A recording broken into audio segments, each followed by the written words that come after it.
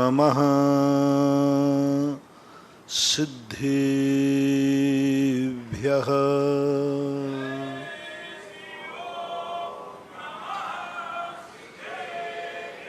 जय श्री ओम नमः सिद्धेभ्यः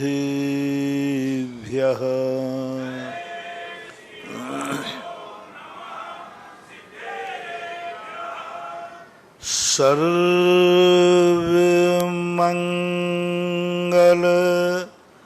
मांगल्यम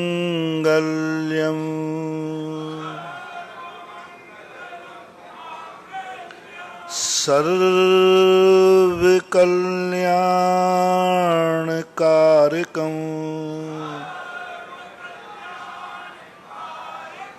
प्रधानं सर्वधर्माणां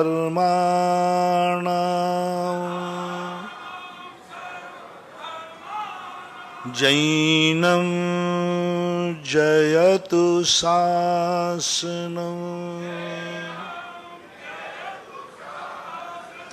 जैनं जयतु शासनम् जैनं जयतु शासनम्। पंच परमेष्टि भगवान की जय हो। आचार्य श्री गुरुवर कुंद कुंद महाराज की जय हो। आचार्य श्री गुरुवर विद्या सागर महाराज की जय हो। निर्यापक श्रमण मुनि पंगो 108 श्री सुधा सागर जी महाराज की जय हो। समस्त मुनि संघ की जय हो। दो प्रकार की विचारधाराएं रहती हैं। एक व्यक्ति वह है जो ऐसी महासत्ता को प्राप्त करना चाहते हैं जिसमें कोई भेद नहीं है,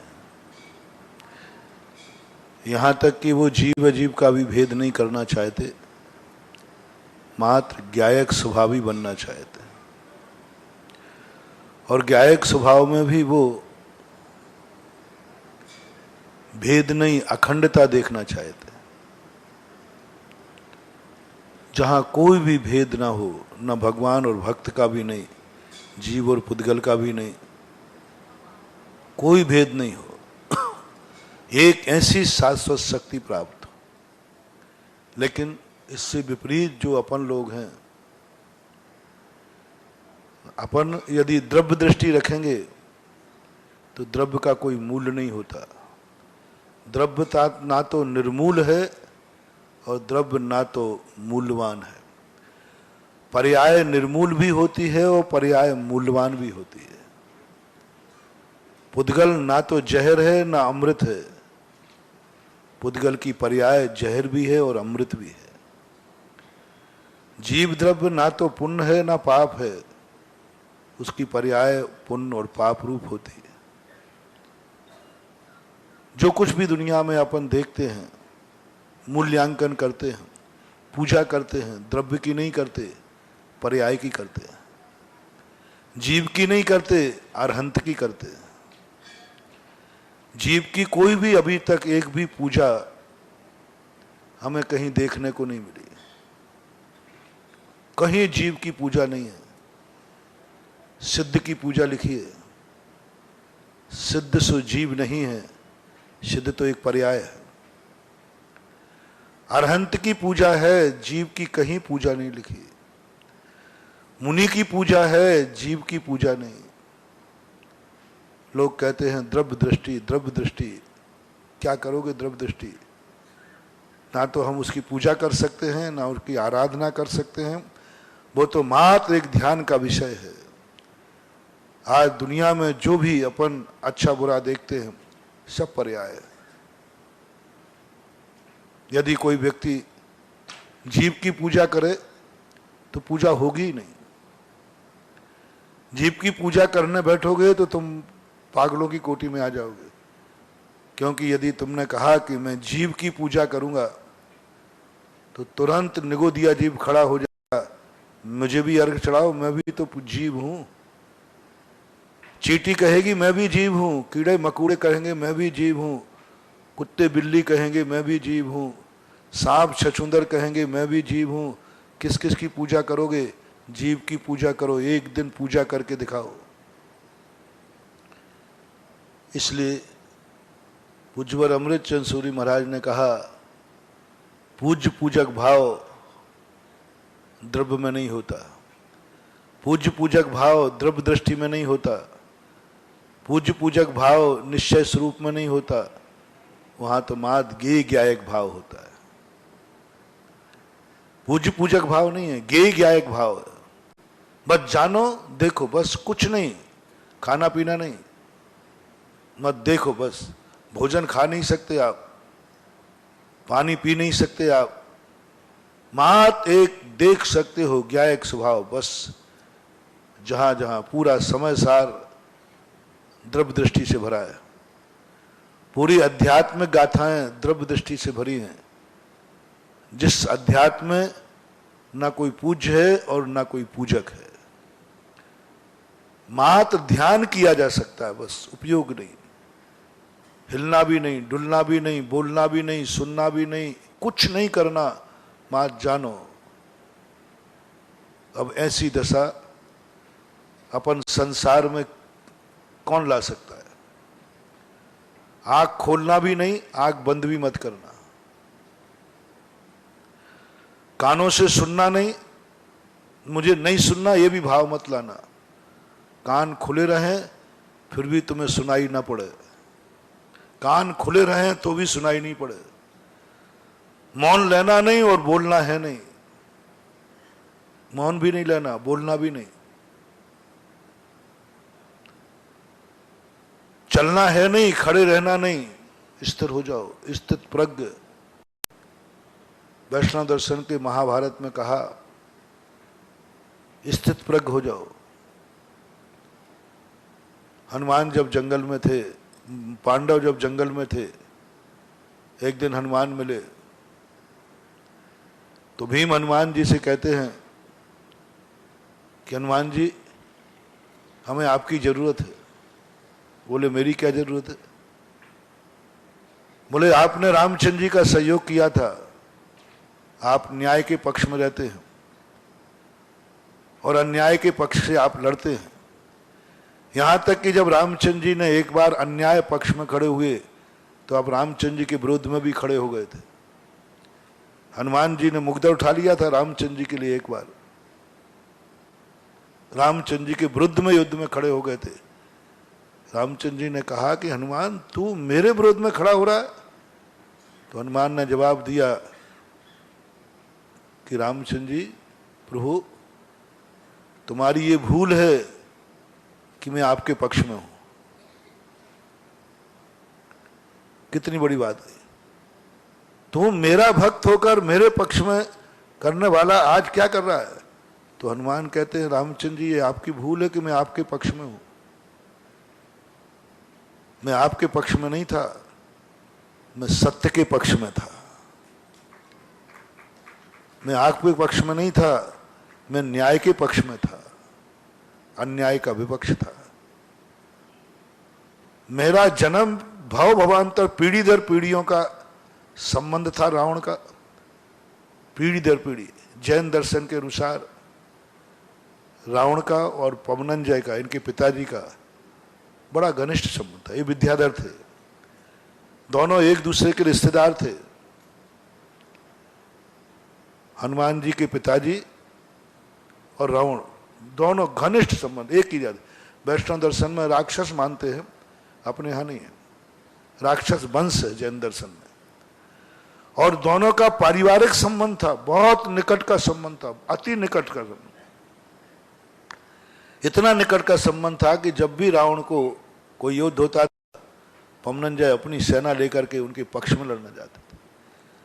वरुण द्वीप से जब आक्रमण हुआ तब पवनंजय खुद सेना लेकर रावण के पक्ष में लड़ने गए। पारिवारिक संबंध था, रिश्तेदारी का संबंध था। दोनों रावण और पवनंजय दोनों एक दूसरे के ब्याही जी थे, ब्याही जी थे। रावण और हनुमान जी के पिताजी पवनंजय ये ब्याही जी थे। मंदोदरी और अंजना ब्यायन जी थी आज की भाषा में आपकी। अब ऐसा संबंध जहां रहा हो, हमने सत्य के पक्ष में आ गया और ब्याई जी को भी मारने के लिए मैं खड़ा हो गया। मैंने अपने ब्याई जी की लंका उजाड़ दी, सगे ब्याई जी, उनकी लंका उजाड़ दी। सगे ब्याई जी को मैं मारने के लिए तैयार हो गया हूं। सगी ब्यायन जी को मैंने विधवा कर दिया, करने के लिए तैयार हूं। मंदोदरी ब्यायन जी थी, उनको भी विधवा करने के लिए तैयार हो गया हूं मैं। जिनके पक्ष में मेरे पिताजी 7 पीढ़ियां जिनके पक्ष में रहीं, आज मैं जो मेरे 7 पीढ़ियों से संबंध थे, रावण के और पवनंजय के पारिवारिक, उन 7 पीढ़ियों के संबंध को मैंने बुराई में, दुश्मनी में बदल दिया। जैन दर्शन के अनुसार जब हनुमान लंका पहुंचते हैं, उस समय रावण कहता है, छोकरे तू, तेरा बाप ही मेरे से संबंध रखता था, तू मेरे विरुद्ध में खड़ा होगा। रावण ने बहुत याद दिलाई उसको। हनुमान कहते हैं, नहीं, मैं न ब्याई जी का हूं, न रिश्तेदारों का हूं, किसी का नहीं, मैं न्याय का और सत्य का हूं। जहां अन्याय है वो मेरा दुश्मन है, और जहां न्याय है वो मेरा मीत है। इसलिए रामचंद्र जी, मैं न्याय के पक्ष में खड़ा हुआ हूं, और न्याय का पक्ष इस समय रामचंद्र जी का है।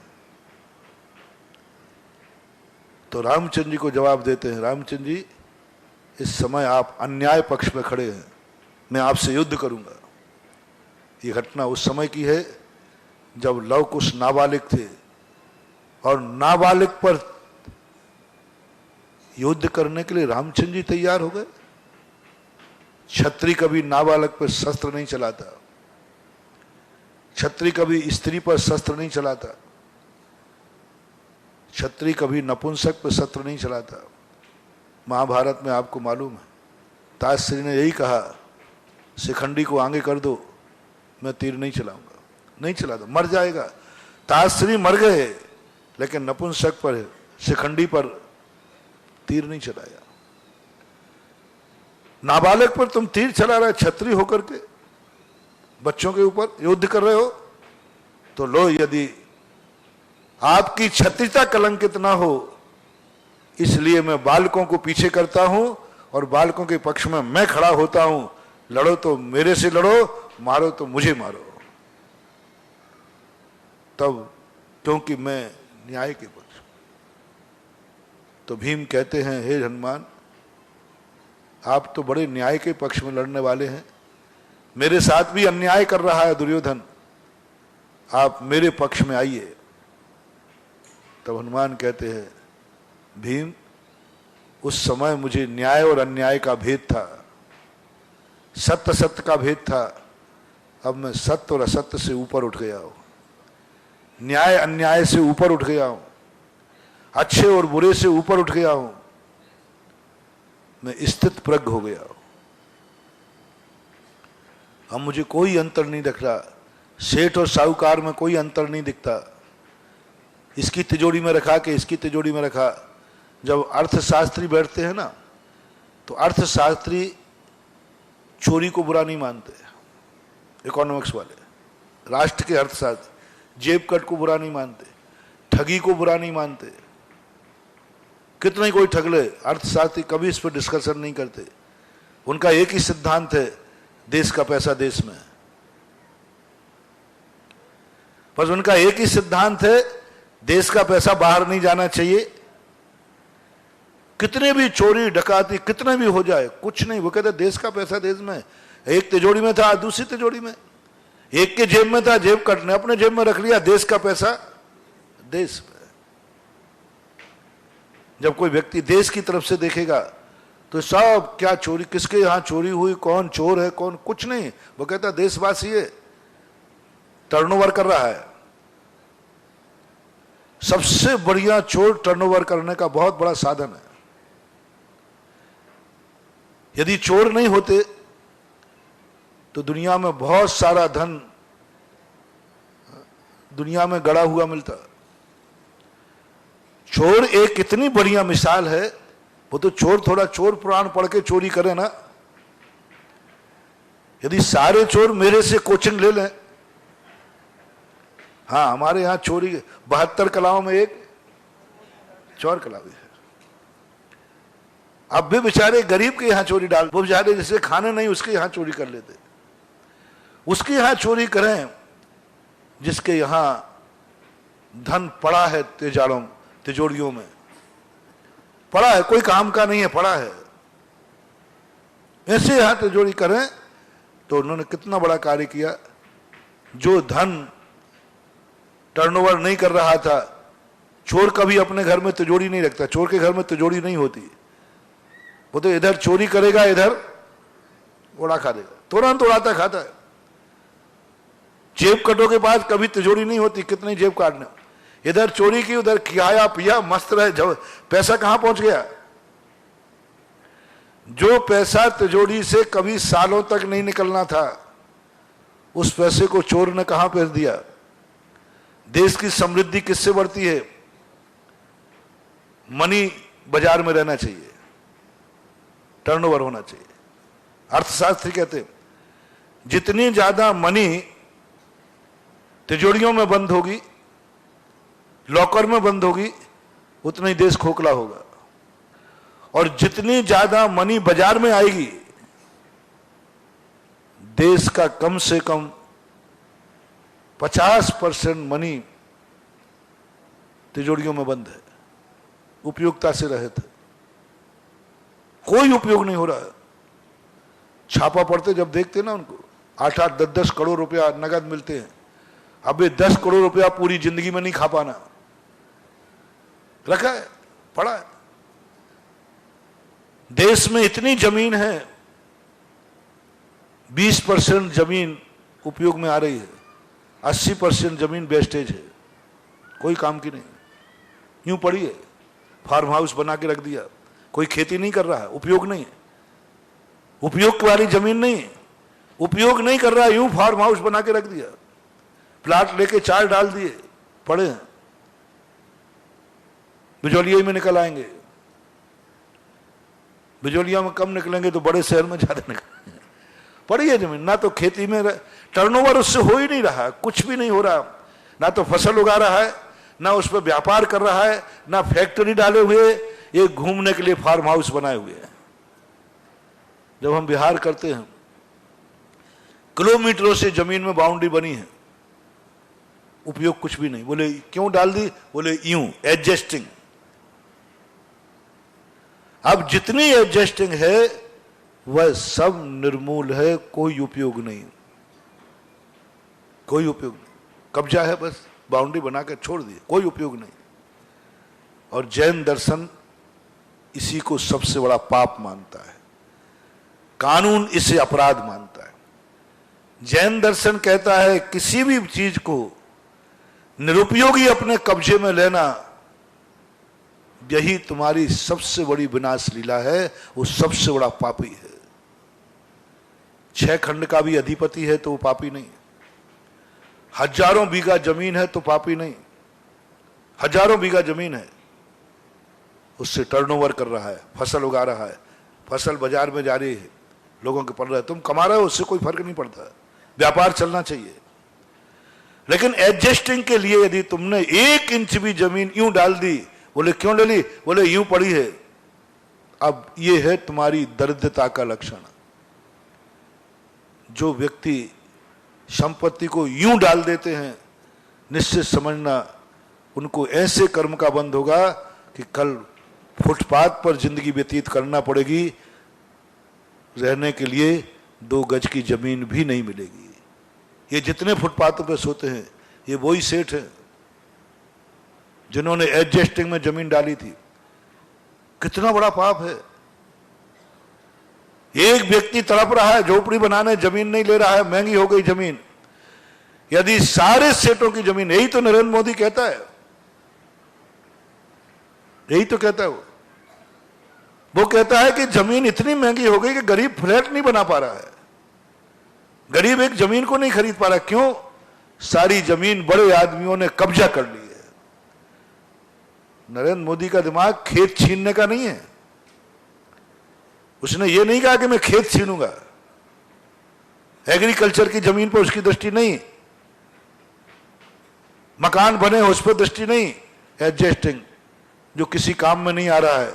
ये प्लाट किस लिए पड़ा है? बच्चे के लिए कोई बात नहीं, बेटी के लिए कोई बात नहीं, फैक्ट्री के लिए कोई बात नहीं। कारण बताओ, यूं एडजस्टिंग, बोले यहां लाओ। वो यही नीति पास करने वाला है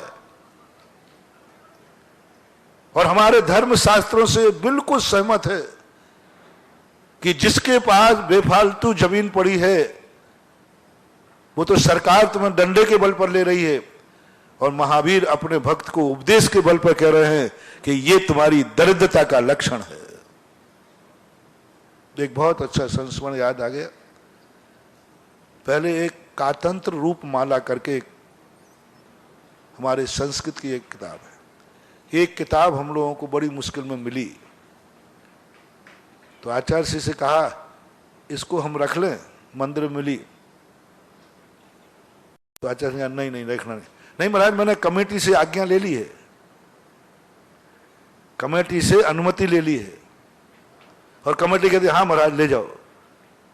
तो आचार्य ने कहा किताब है कहाँ की पहले बताओ। बोले लाइब्रेरी की।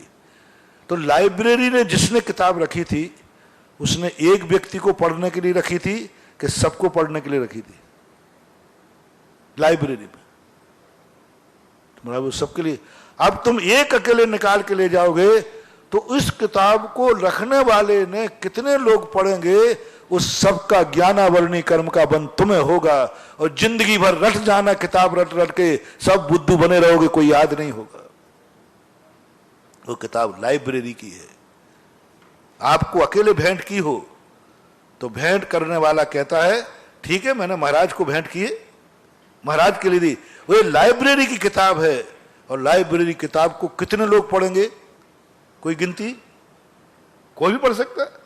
कभी कोई महाराज आएंगे तो वो भी पढ़ेंगे। यानी इतने महाराजों का अंतराय डालोगे, इतने जितने लोग पढ़ने वाले हैं उन सब का भाग तुम्हारे आवरण कर्म का बंद होगा, क्योंकि तुम अकेले ले जाओगे, बस्ते में बंद कर लोगे, कभी कभी पढ़ोगे। तो इससे अच्छा नहीं पढ़ोगे तो क्षयोपशम हो जाएगा, लेकिन सार्वजनिक चीज को अपने कब्जे में मत लो। ये अनर्थ दंड है, अनर्थ दंड नहीं लेने दे।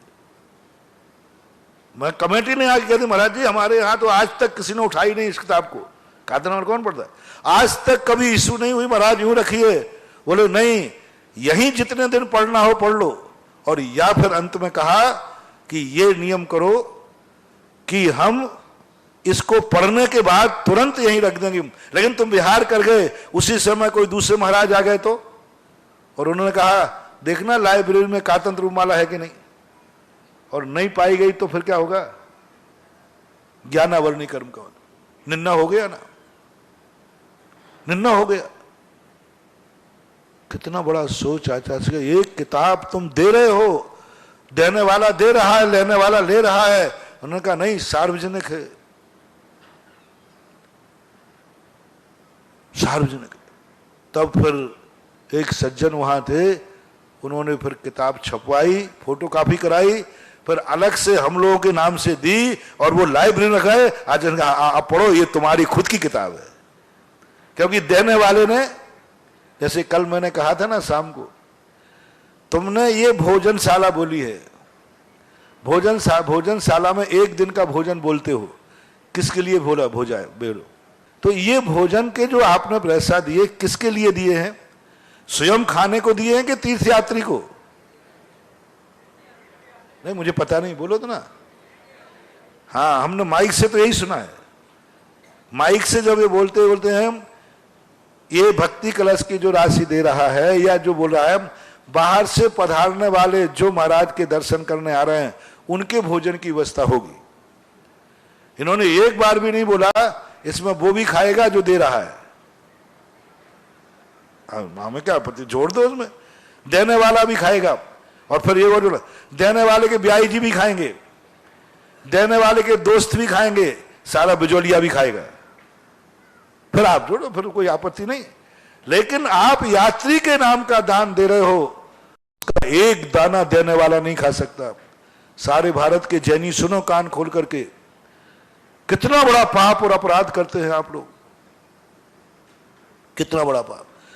जिस दिन आपके भोजन की व्यवस्था होती है, उस दिन भोजन देने वाला सब रिश्तेदारों को, सब दोस्त यारों को, सब व्यापारियों को बुलाता है, बोले आज साहब भोजन में पधारना, आज अपनी तरफ से क्षेत्र में भोजन है, सबको लाता है। 1 लाख में 20,000 का दोष स्वयं ही खा गया, और निर्माल का दोष अलग लगा। निर्माल का दोष क्योंकि संकल्प था यात्री का, तुम यात्री हो गया, यात्री बन के आओ। बॉम्बे से कोई भोजन कराने यहां आया तो वो यात्री बन के आया है। पूरे राजस्थान में परंपरा इतनी गंदी परंपरा थी, और अजमेर तरफ भी एक खूब परंपरा थी ऐसी। वो बोलते थे, बल्कि 50% वो रिश्तेदारों व्यापारियों तक को बुला लेता था अपनी नाक ऊंची करने के लिए। काय का? एक व्यक्ति ने एक बार गौशाला से दूध पिलाया, बोले सबको दूध पिला रहा हूं, 11,000 रुपये थे, बहुत पहले की बात है। और जब देखा तो उसने पहले ही से 100 लोग बुला लिए थे अपने रिश्तेदार, कोई अलग से प्रोग्राम था। मैंने कहा 11 का तो तू ही पी गई, आप 6 यात्री किसका पिएंगे? ये पाप महानुभाव नहीं करना, भूखे मर जाना। इस दाने इसमें से नहीं खाऊंगा, क्योंकि मैंने ये दान यात्रियों के लिए दिया है, जो दर्शन करने बाहर से आएंगे उनके लिए दिया है। इस दाने में से मैं नहीं खाऊंगा। यदि खाते हो तो निर्माल का दोष है। 1 लाख रुपया तो पानी में गया, साथ में निर्माल का पाप भी तुम्हारे माथे मर गया। जब तक वो तुमने जो दान का खाया है, क्योंकि दान बोल चुके हो और दूसरे के लिए बोल चुके हो, अब वो भोजन तुमने खाया, तब तक वो खून बन करके, धातु बन करके नष्ट नहीं हो जाएगा, तब तक तुम उस निर्माल के भागीदार बनोगे। कम से कम 1 दिन का भोजन किया तुमने, 3 महीने तक तुम्हारे शरीर में निर्माल का खून रहेगा। कम से कम 3 महीने रहता है। ये ब्लड का बताते परिवर्तन होता है। संकल्प की बहुत बड़ी शक्ति। किस पर्पस से वो जो लाइब्रेरी में किताब रखी गई, रखने वाले का पर्पस क्या था? नहीं पढ़ने दिया। हाँ, अब ये किताब तुम्हारे नाम से आई है, उसने फोटो का भी तुम्हारे नाम से कराई है। अब इसको आप पढ़ करके, और फिर भी पढ़ने के बाद चाचा जी कहते अब रखना मत, तुरंत किसी को दान कर दो, मंदिर में रख दो। किताब को बस्ते में बांधना ज्ञानावरणी कर्म के बंध का कारण है। बहुत सारे लोग कहते हैं किताबें रख लो, मिल रही है, बस्ते में बांध लो, लाइब्रेरी बना लो खुद की, और पढ़ना जिंदगी में है नहीं। जिंदगी में जो रखी हुई किताब कोई नहीं पढ़ता, कोई काम में आती नहीं, क्योंकि नई किताब में इतना कोर्स है, इतना कोर्स है। पहले हम लोगों को बड़ी तृष्णा होती थी, जब भी जाते थे मंदिरों की लाइब्रेरी देखते थे, और कोई नया ग्रंथ पूछा, कमेंट ये किताब मैं ले लूं आपको, कोई तो अब कमेंट की हिम्मत के मुझे मना कर दे। और गुरुजी को पता कर चलता था तो वो कहते थे कमेटी ने दे दी, तो कमेटी तो सारी दुनिया की, वो अपना मकान दे देगा, तुम ले लोगे क्या? वो तो सब दे देगा, आपका होगे तो। आचार्य जी कहते नहीं, हमारे आचार्य जी ने आज तक कोई ग्रंथ अपने बस्ते में नहीं रखा। गजब का। हमारे आचार्य महाराज कितने पढ़े लिखे मालूम आपको? 9th पढ़े, 9वीं कक्षा पढ़े हैं बस। और आज उनका क्षयोपसम इतना है कि पीएचडी और डीलेट वाले भी वहां आकर प्रश्न पूछते हैं, बड़े बड़े पंडित भी। क्या कारण है उनका क्षयोपसम हो गया? डीलेट करे हुए को ज्ञान का क्षयोपसम नहीं है। इतना हर प्रश्न का जवाब उनके पास है। क्या कारण है? मुझे जो और भी कई कारण होंगे, हो सकते हैं, मेरा कारण है उन्होंने कभी कोई शास्त्र अपने कब्जे में नहीं रखा, पढ़ा छोड़ दिया। उनके बस्ते में किताब मिलेगी ही नहीं, कभी कोई शास्त्र नहीं रखते वो, जब से मैंने उनको देखा है। कभी ये नहीं कहा होगा ये ग्रंथ रख लेना, हम बाद में पढ़ेंगे। नहीं, जितना आया पढ़ लिया, वहीं छोड़ के चले जाते। हम लोग भले रख लेते थे, और हम लोग रखते थे, इसी कारण हम लोग अभी भी बुद्धू हैं, वे आज भी बुद्धिमान हैं। हाँ, पर अब थोड़ी थोड़ी अकल हम लोगों में आई, और जब जब से अब हम भी नहीं रखते, कोई शास्त्र हम रखते ही नहीं कब्जे में। जहां चतुर्मास करते, जहां रुकते, जितने शास्त्र आते वहीं छोड़ के चले जाते, वही मंदिर में रखवा देते, या कोई कहे कि हमारे लिए लाइब्रेरी में दे दो, ले जाओ। अपने पास नहीं रखूंगा, क्योंकि एक किताब को जब छपती है, आचार्यों ने लिखा, एक के लिए नहीं लिखा, सारी दुनिया के लिए लिखा। छपवाने वाले ने एक महाराज के लिए नहीं छापा है, ग्रंथ छापा है, सारे लोग इसका उपयोग करें, उपयोग करें। 50% क्षयोपशम तो इसलिए बन जाएगा। और मैं तो कहता हूं, जितने मैं प्रश्नों का जवाब देता हूं ना, इतना मैं पढ़ा लिखा नहीं हूं। तो मुझे बहुत ज्ञानी मानते हो, मैं बहुत बुद्धू चंदू, बुद्धू पक्का मानना। तुम लोग ज्ञानी मानते हो, मैं इतना पढ़ा लिखा नहीं हूं। जितने मैं प्रश्नों के जवाब देता हूं, इतना मुझे याद नहीं किया मैंने कितना याद करूंगा। जितने प्रश्नों के हर दिन तुम कम से कम 25-50 प्रश्न पूछते हो, इनके उत्तर क्या मैंने सब रट रखे हैं? नहीं, ना मैंने याद किया है और ना मैंने इतना पढ़ा है।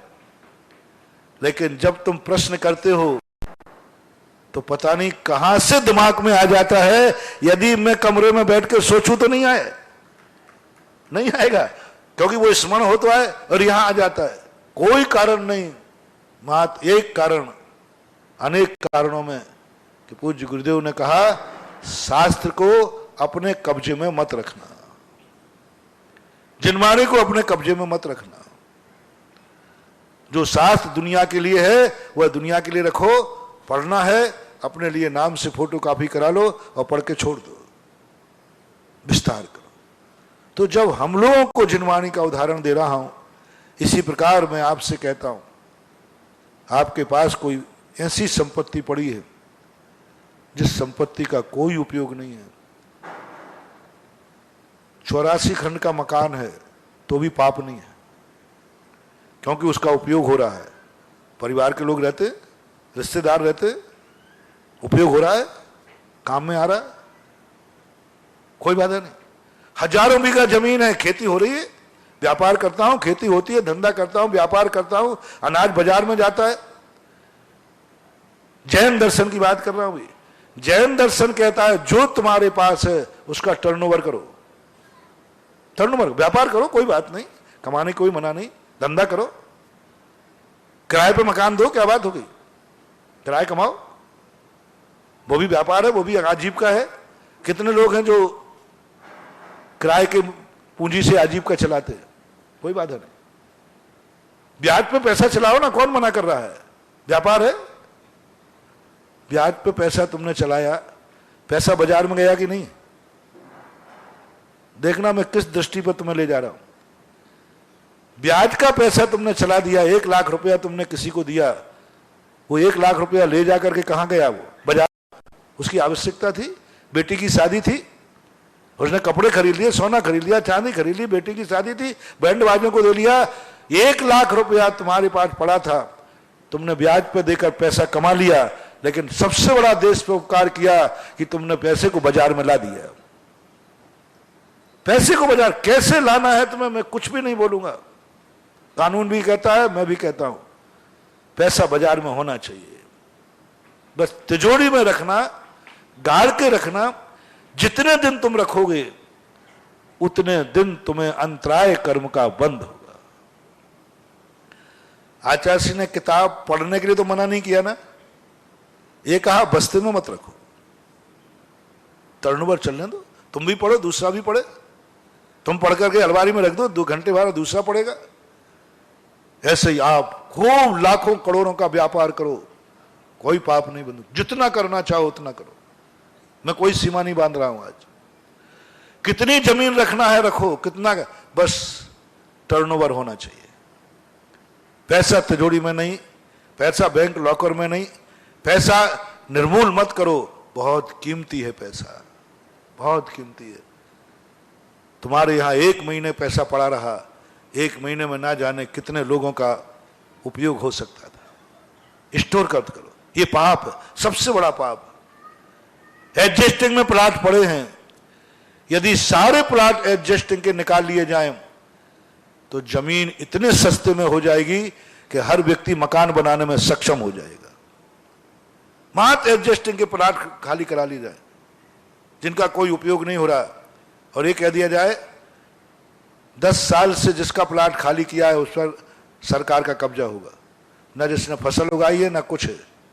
कितने फार्म हाउस आ जाएंगे, जमीन सस्ती। महंगाई बढ़ाने वाले तो ये पूंजीपति हैं। गरीब से महंगाई नहीं बढ़ती, पूंजीपतियों से बढ़ती है। इकोनॉमिक्स का सिद्धांत है कि किसी भी वस्तु के भाव बढ़ाना है, उस वस्तु को बाजार से समेट के तिजोरी में, गोदाम में बंद कर दो। बाजार में माल रहे नहीं और 1 महीने के लिए रुक जाओ, भाव बढ़ जाएंगे। बेचो मत। जो शेयर बनिया होते ना, ये जो शेयर होल्डर होते ना, ये क्या करते हैं, बाजार में पूरा मार्केट छोड़ देते हैं और सब के लोग सब शेयर समेट लेते हैं, और बाद में जब शेयर की कीमत बढ़ा देते हैं। बड़े बड़े व्यापारी यही तेजड़िया मंदड़िया होते ना, सब माल को अपनी गोदाम में भर लेते हैं। अब बाजार में कोई माल ही नहीं, त्राही त्राही मच गई। लोग कहते हैं किसी दाम पर माल मिलना चाहिए, बस वो कहते हैं लो 100 रुपए का माल 10 रुपए में। महंगाई कभी गरीब नहीं बनाता, महंगाई बढ़ाता है अमीर आदमी, और यही सबसे बड़ा पाप है। ऐसा मत करना। इसलिए चाहे कोई भी संपत्ति हो, आपके पास सोना पड़ा है, आप पहनिए, आभूषण बनाइए, उपयोग कीजिए। 100 किलो 10 किलो 50 किलो जो करना है करो।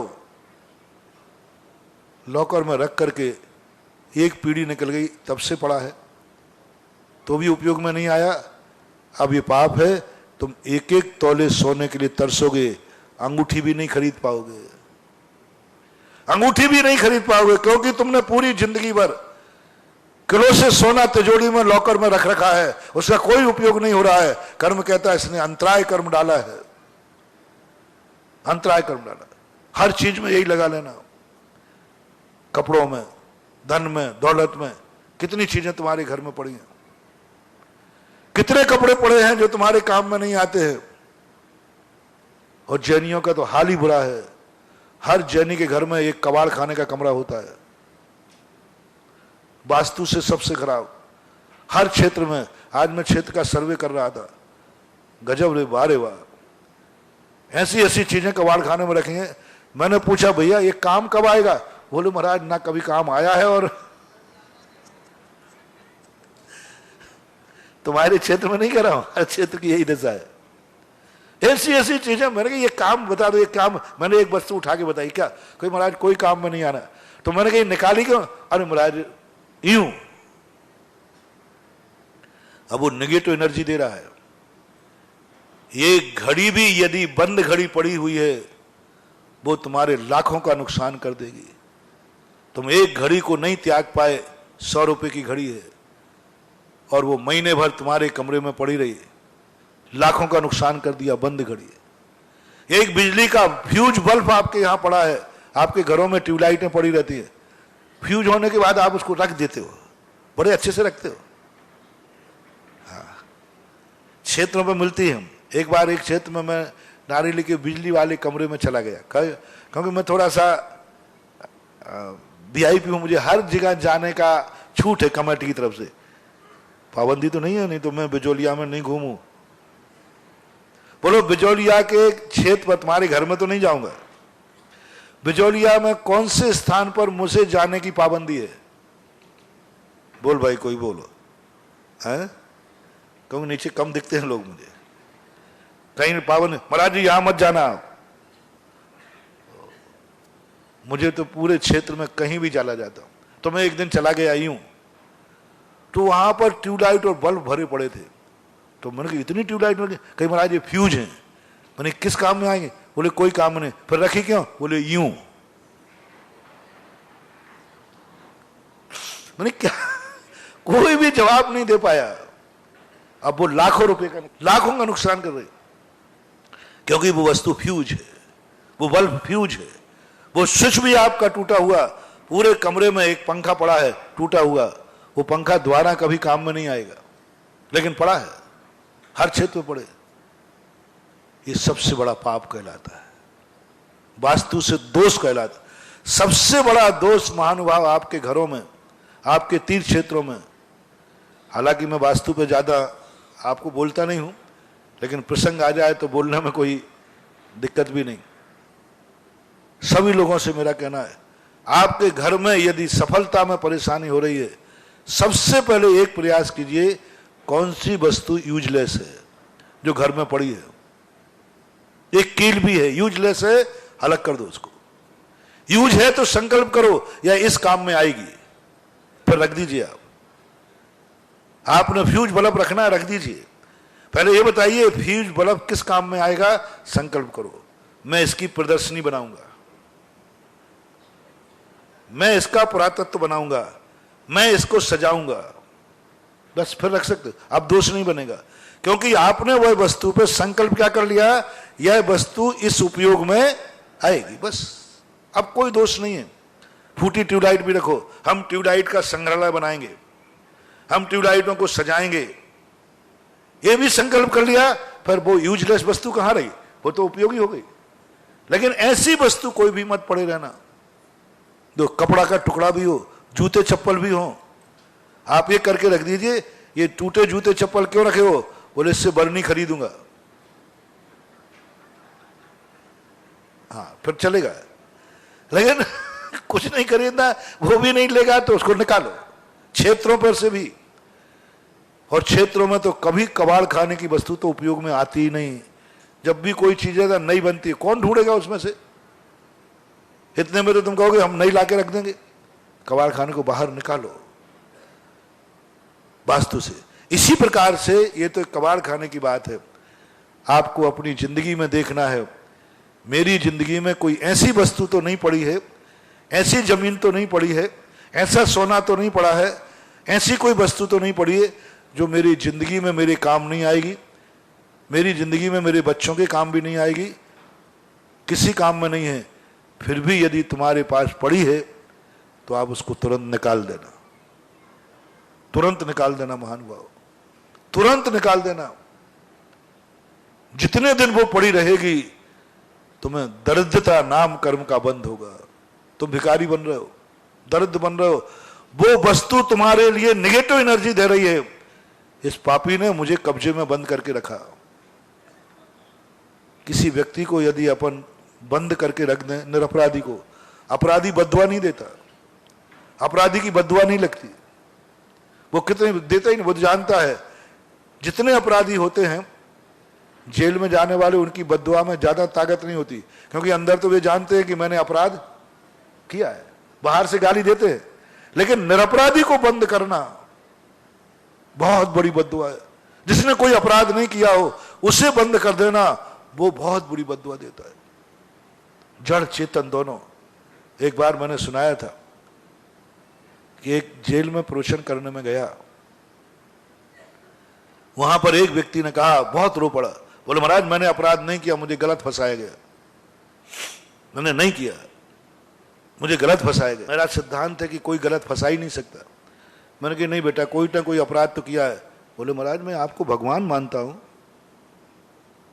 आपके सामने झूठ नहीं, मैंने नहीं किया। मैंने कहा भैया किया है। अब वो इतने जोर से तो आप बताओ आप क्या किया है, क्या आपके गवाह है, क्या आपने देखा है?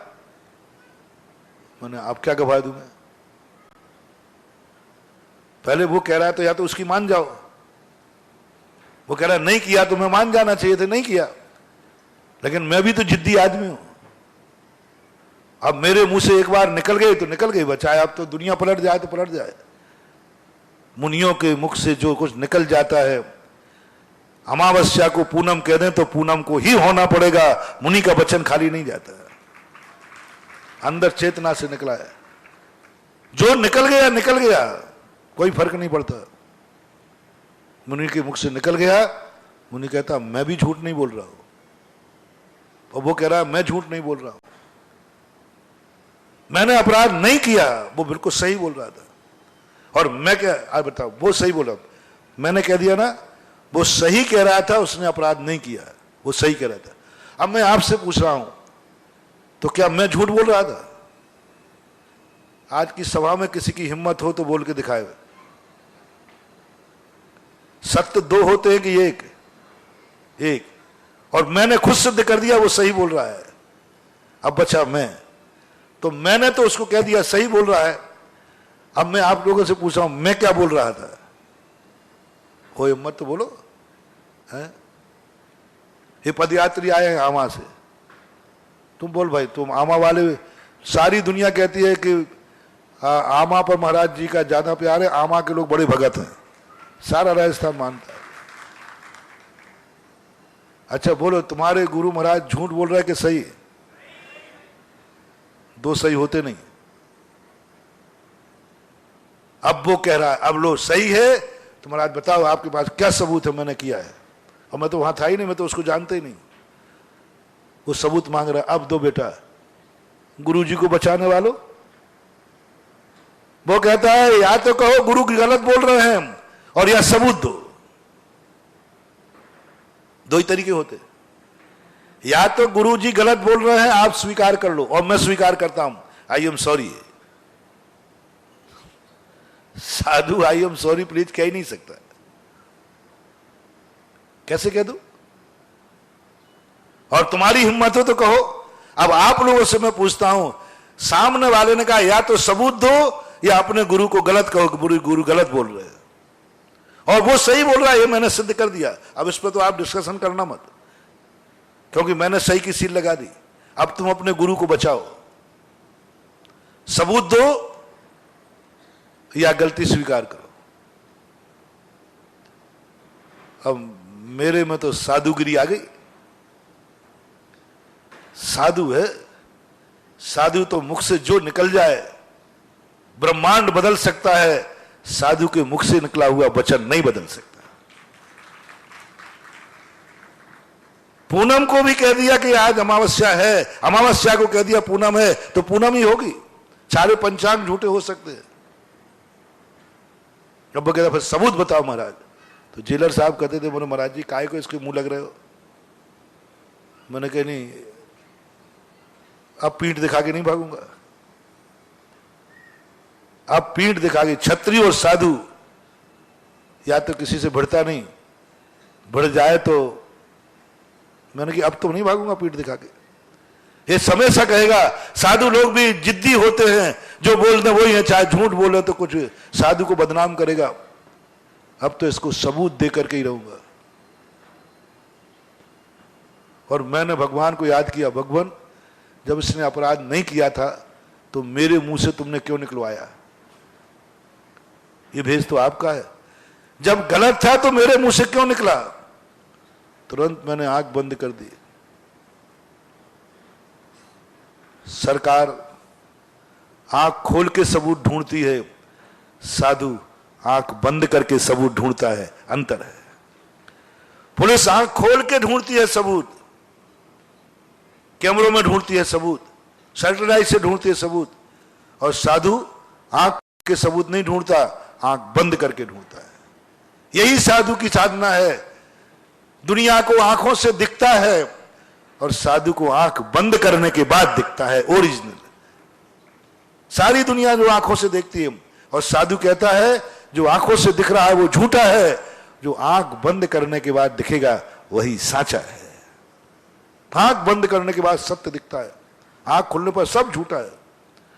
जैसे ही आंख बंद की तैसे ही मेरे सामने एक आकाश में से पिंजड़ा नीचे आया, उसमें तोता बंद था। बस एक बिल्कुल नीचे, जैसे किसी ने मेरे सामने पिंजड़ा उतार के रख दिया हो। मैंने आंख खोल के देखी, वहां ना पिंजड़ा था ना तोता था, वो तो एक कल्पना में आया। पर वो पिंजड़ा सामने आ गया। मैंने तुरंत सोचा 2 मिनट की आंख बंद करने पर ये पिंजड़ा क्यों आया? मैंने तो इसका ध्यान भी नहीं किया।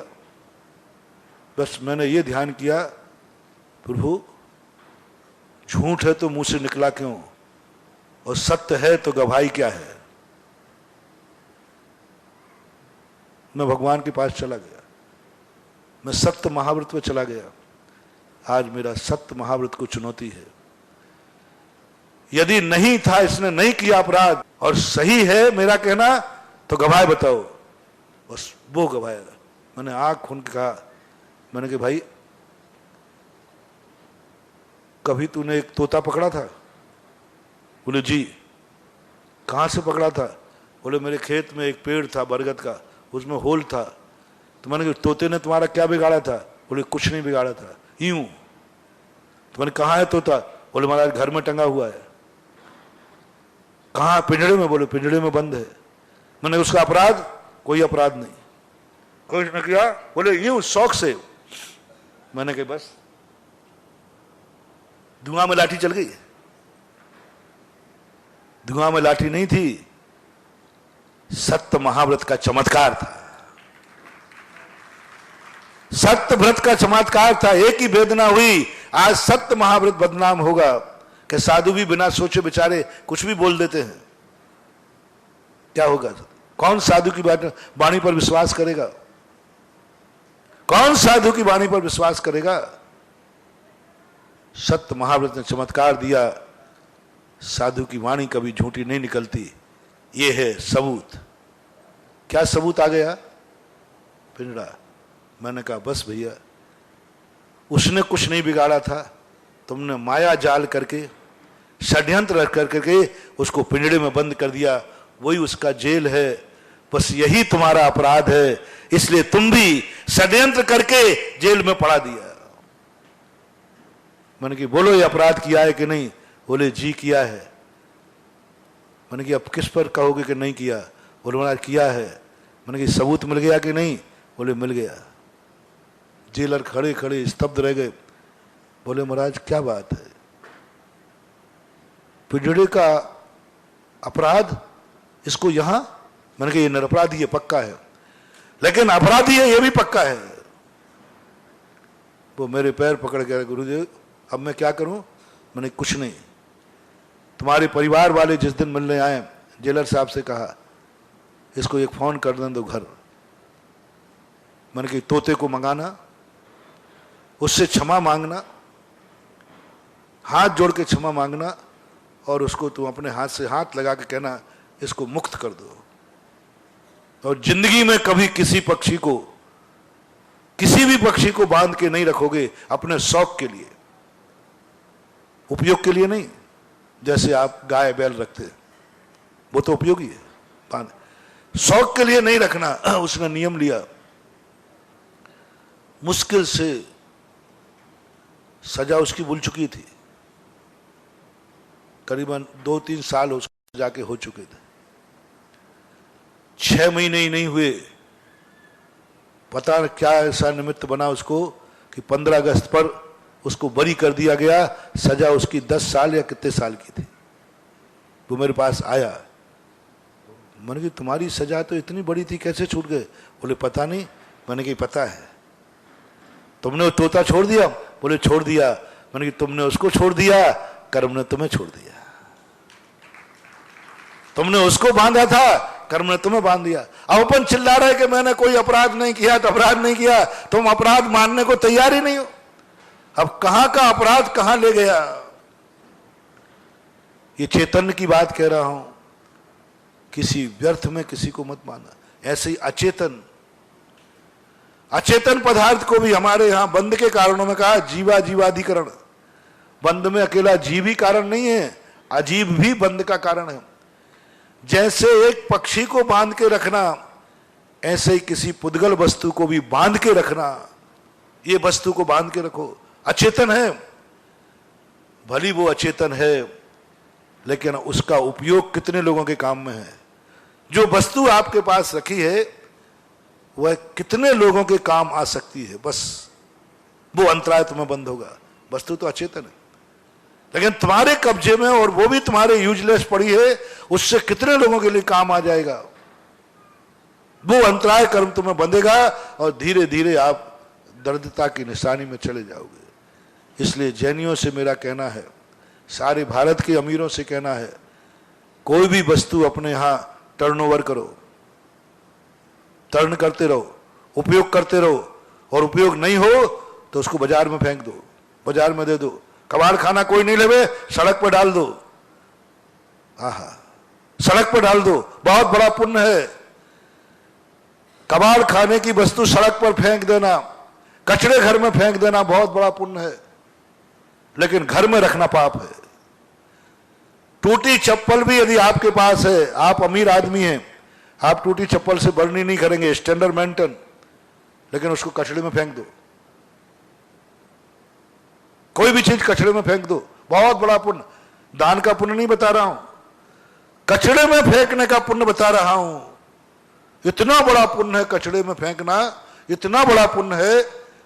सवेरे एक कचरा बीनने वाला आएगा, वो उसको बीन के ले जाएगा और बेच करके अपने बेटे की, अपने परिवार को रोटी खिलाएगा। तुमने कचरे में फेंका है और उसने रोटी कमाई है, उस रोटी जो उसको मिली है उसका छठा भाग तुम्हारे लिए पुण्य में आ जाएगा, क्योंकि तुमने कचरे में फेंक दिया। यानी घर में रखने की अपेक्षा कचड़ेदानी में फेंकना श्रेष्ठ है, क्योंकि कचड़ेदानी में जाते ही टर्नओवर, कचड़े में जाते क्या हो जाएगा? टर्नओवर, कोई उठा ले जाएगा। फटा कपड़ा तुम सड़क पर डाल दो, कोई ना कोई उठा लेगा, कोई भिखारी उठा लेगा, कोई पागल उठा लेगा, कोई पागल उठा लेगा। जिसको कोई कपड़े नहीं दे रहा है वह फटी चदरिया ओढ़ करके और किसी पुलिया के नीचे पड़ा रह जाएगा, रात गुजार देगा। तुम्हारे यहां पड़ी है, फटा कंबल है तुम्हारे यहां, तुम्हारे लिए फटा कंबल है, लेकिन उस भिखारी को आप देखना, आप फेंक के देखना, 24 घंटे के बाद आपको कोई ना कोई उठाते मिल जाएगा, कोई ले जाएगा, कोई ना कोई ले जाएगा। आपने अभी एक छत तोड़ी धर्मशाला की, वहीं से डेवलप हुआ, तुमने वो छोड़ करके फेंक दिया। ओहो, कितने लोग आ गए हथौड़े लेकर, पसीना बहा बहा करके, तुमने कह दिया था ये हमसे टूटेगा नहीं। कौन तोड़े, कैसे टूटेगा? तुमने कहा नहीं तो फेंक दो। वहां लोग उसको तोड़कर एक एक सरिये का टुकड़ा निकाल के ले गए और कर लिया, ले गए। वो तुमने फेंक दिया था, फेंका था कि नहीं? फेंक दिया था, कोई काम का नहीं। कितना उपयोगी हो गया। एक एक व्यक्ति ने 5-5 हजार, 2-2 हजार, हजार रुपए का कमा लिया। एक गरीब को 1000 रुपया बहुत होते हैं, और तुम रखते तो सरिया तो क्या होता बताओ? अभी भी सरिया रखा हुआ बताऊं किसी कोने में, टुकड़े में जंग लग रही होगी, जंग लग रही होगी पड़ा हुए कबाड़ खाने में, और तुमने सड़क पे फेंक दिया। जंग नहीं, टर्नओवर हो गया उस लोहे का। उस गरीब ने बनाया, गरीब कभी अपने घर में रखेगा नहीं, उसने जाके कबाड़े में बैठ गया, कबाड़ा फैक्ट्री में गया, फैक्ट्री में लोहा बन के ढल गया, और ढल करके किसी की मकान की छत में लग गया। टर्नओवर ढल करके वो किसी मकान की छत में लग गया। अब उसमें एक परिवार रह रहा है, छाया कर रहा है, और तुम्हारे यहां पड़ा रहता, वो सरिया पड़ा ही रहता, जंग खा करके नष्ट हो जाता। इसलिए बहुत बड़ी बात सारे भारत के लिए संदेशा है, यूजलेस वस्तु को घर में मत रखो, कचड़े में फेंक दो, टर्नओवर हो जाएगा, तुम्हें बहुत पुण्य लगेगा। स्टोर करके मत रखो कोई भी वस्तु, और या फिर उस पर टाइटल रखो, यह वस्तु मैं इस उपयोग में लूंगा। रखने की मनाही नहीं है, ऐसे थोड़ी कि कोई वस्तु नहीं रखोगे, लेकिन संकल्प करना, ये काम कब आएगा ये बता दो पहले। साल भर में एक बार काम आएगा, कोई बात नहीं, रखो। चलो मैं तो ये छूट देता हूं, जिंदगी में एक बार काम आएगा। ये लकड़ी क्यों रख रहे हो? नसैनी, जब मरूंगा तो इसी पे जाऊंगा, रख सकते हो। वो एक नसैनी होती है, अर्थी के लिए ले जाते ना, वो रखो। बोले भैया ये क्यों रखो? महाराज ये अर्थी जाती, कोई बात नहीं। अरे मरने तक तो काम आ जाए वो रखो, तुम्हारी तो जिंदगी में काम नहीं आना वो चीजें पड़ी हैं। ये यूजलेस, उपयोगिता बहुत बड़ी चीज है। इसलिए ऐसी चीजों के लिए जिनके यहां कोई काम नहीं आने वाला, ऐसा प्लाट जरूर सरकार को ले लेना चाहिए, और खास तौर से हमारे भक्तों के तो जरूर ले लेना चाहिए। क्यों? क्योंकि मैं अपने भक्तों को, महाराज जी आप बहुत खतरनाक हो, ये तो नहीं कि हमारे दुश्मनों के नहीं, मैं भक्तों कह रहा। क्यों? क्योंकि मुझे मालूम है कि यदि यूजलेस प्लाट मेरे भक्त में पड़ा रहा और जिंदगी में काम नहीं ले पाया तो ये मर करके फुटपाथ पर जन्म लेगा, फुटपाथ पर जन्म लेगा। और मेरी तमन्ना है कि मेरा भक्त जब तक मोक्ष प्राप्त नहीं लेवे किसी मकान मालिक के यहां जन्म लेवे जिसके बाप का मकान हो। मैं तुम्हें दान के लिए इसके लिए ऐसे ही प्रेरित नहीं कर रहा हूं, कोई दुश्मन नहीं हूं। मैं बार बार कहता हूं, अभी कह रहा हूं, ये दुश्मन नहीं हूं, क्योंकि मुझे मालूम है इसका अंतराय कर्म क्या है। मैं बार बार क्यों कह रहा हूं मंदिर बनाने के लिए? क्या मंदिरों की कमी है? ये बताओ।